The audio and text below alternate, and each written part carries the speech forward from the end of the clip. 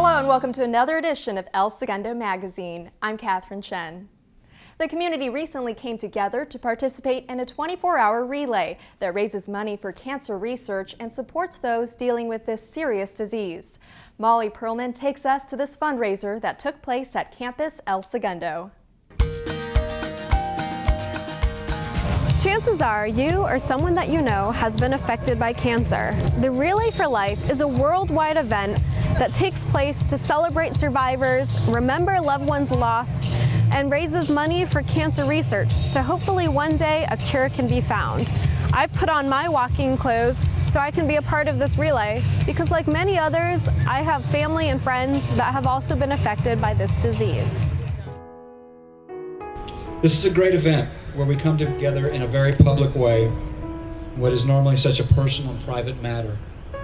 We embrace, we laugh, we cry, and through this we show our commitment. And for each moment and in each step we take, know that we are closer to our goal, that cancer is going down.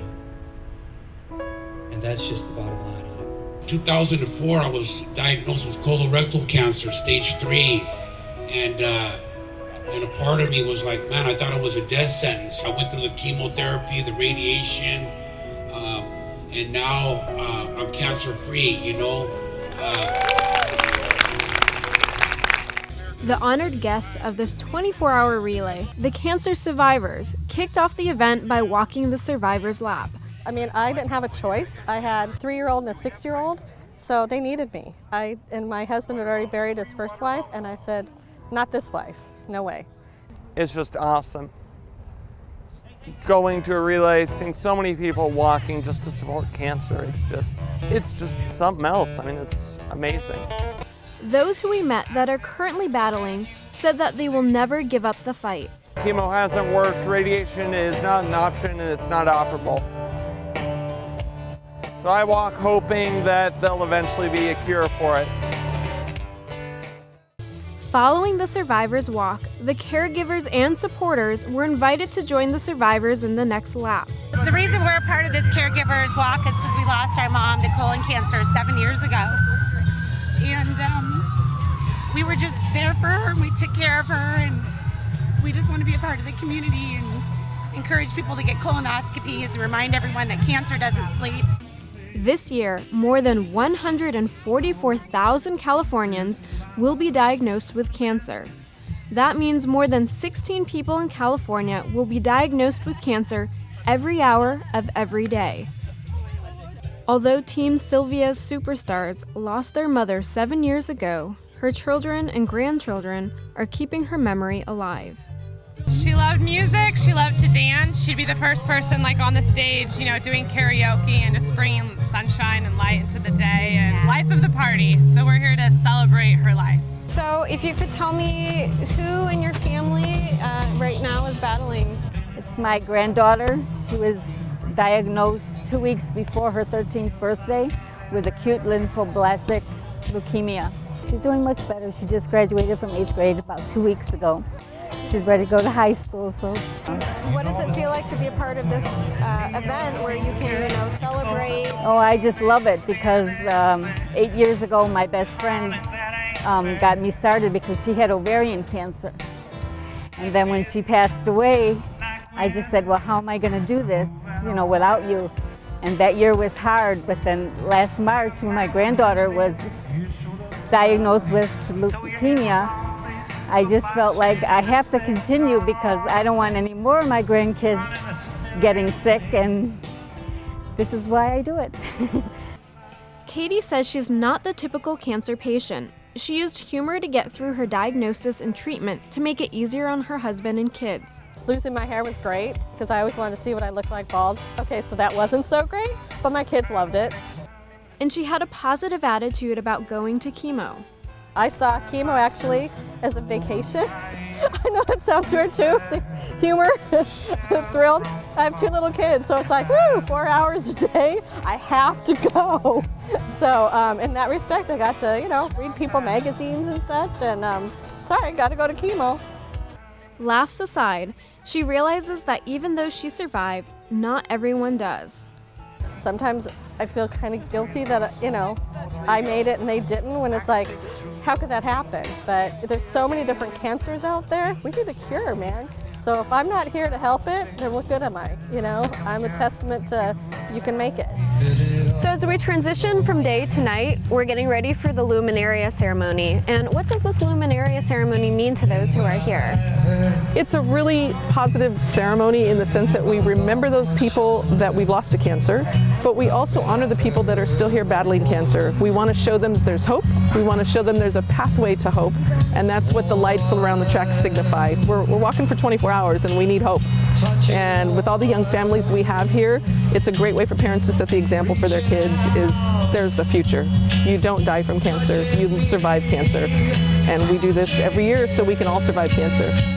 I handed over my donation and received 2 Luminaria bags, so I, like many others at the relay, could recognize my family members who have battled cancer.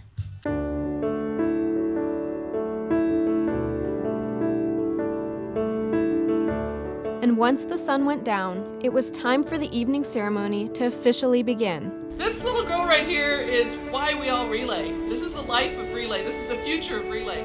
We're at 9 o'clock at night, and she's already run 25 miles around this track. Give her a round of applause, please. And she's not done yet. 10 years ago, my wife of 20 years was diagnosed with stage 4 abdominal cancer at age 41. She was so scared. She was so lost. She tried to fight.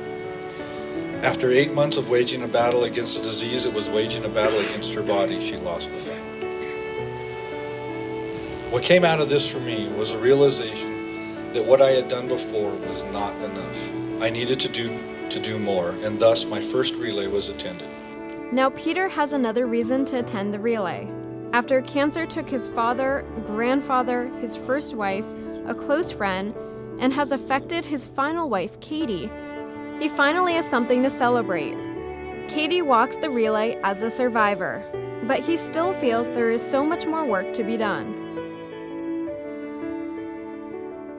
According to the American Cancer Society's 2013 Facts and Figures, cancer remains the second most common cause of death in the U.S. and accounts for nearly 1 out of every 4 deaths.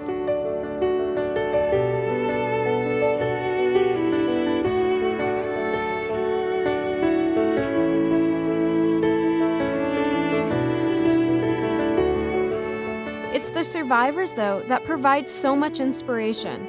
Liz's story is truly unbelievable. She is currently battling and surviving cancer.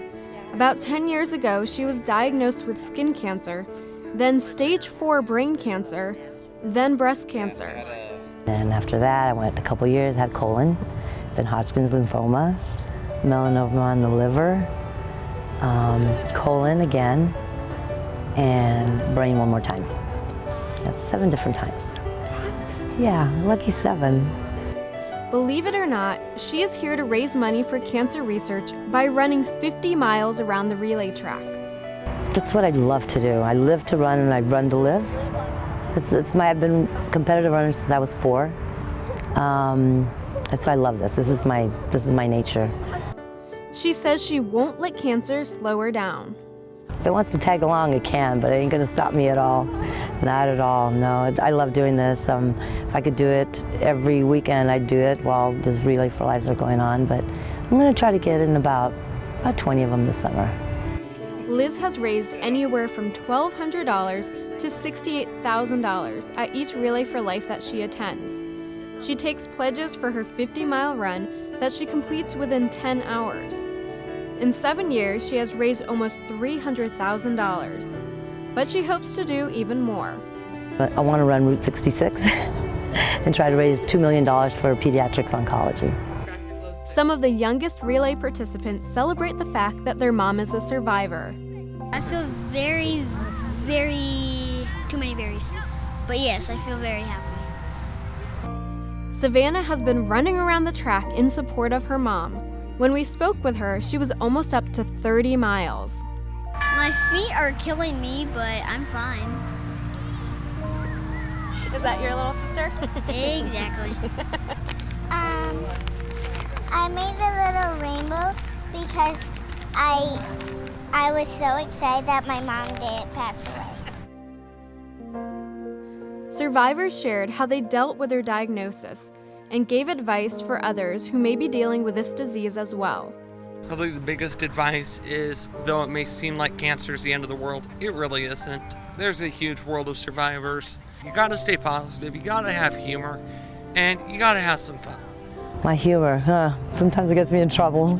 You know, certain things I probably can't say, but you know, it is what it is. You know, when they said, Liz, you're gonna have a colostomy bag, I said, wait, my shoes, my bag, my purse, oh my God, my hat, it's not gonna match that color. So far, the 2013 El Segundo Relay for Life has raised close to $31,000, but they still have until August 31st to keep fundraising.